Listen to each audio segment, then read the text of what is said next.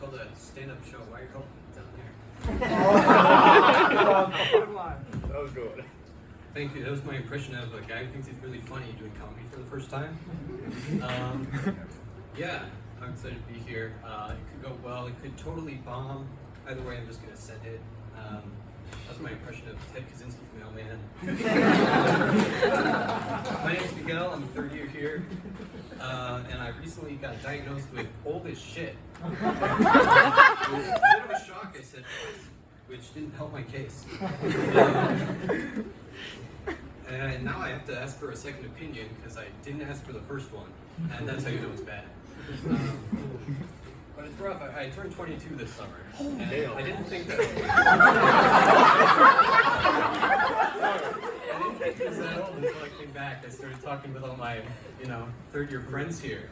And they're saying things to me. They're saying like, wow, it feels like we just got here, but so much time has passed and we're almost graduating, and there's so much I wish I'd done, so much that I could have done.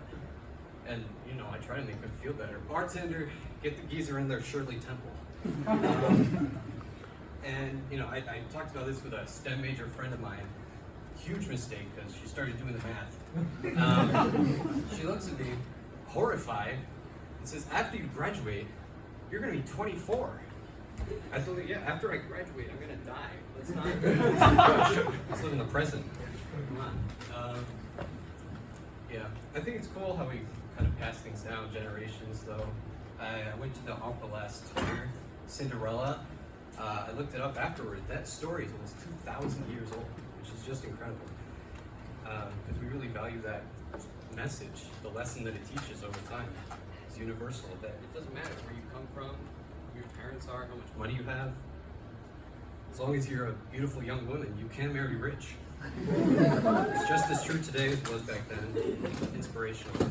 Because that's all it is, right? I mean, she walks into the ballroom, Prince Charming sees her and says, oh, God, she's beautiful.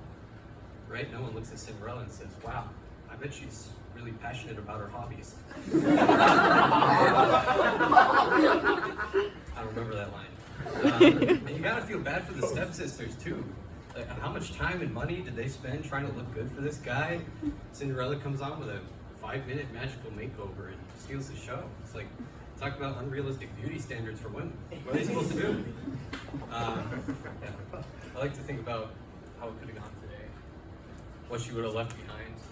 Cinderella flees the castle running, and 5 minutes later there's a guy on the loudspeaker saying, we're looking for the owner of a Ford Focus. I could have sworn it was a Porsche.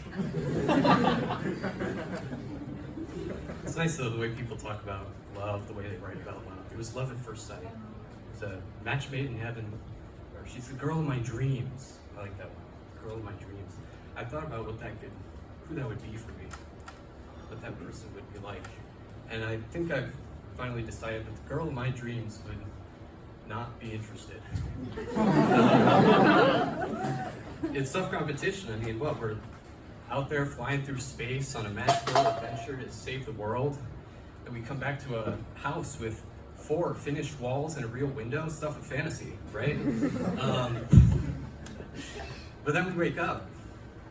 I'm laying there, sweaty, something itches, She turns to me and says, what should we do today? We could fly to the top of Mount Everest, or explore the jungle, or have breakfast on a deserted island as the sun rises. And so I turn to her and say, hey, hey, you feel like dining hall bacon?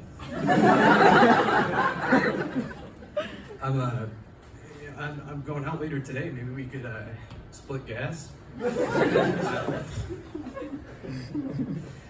I think we should imagine other people. And just like that, she's gone, and all I'm left with is a throbbing in my heart that just won't go away.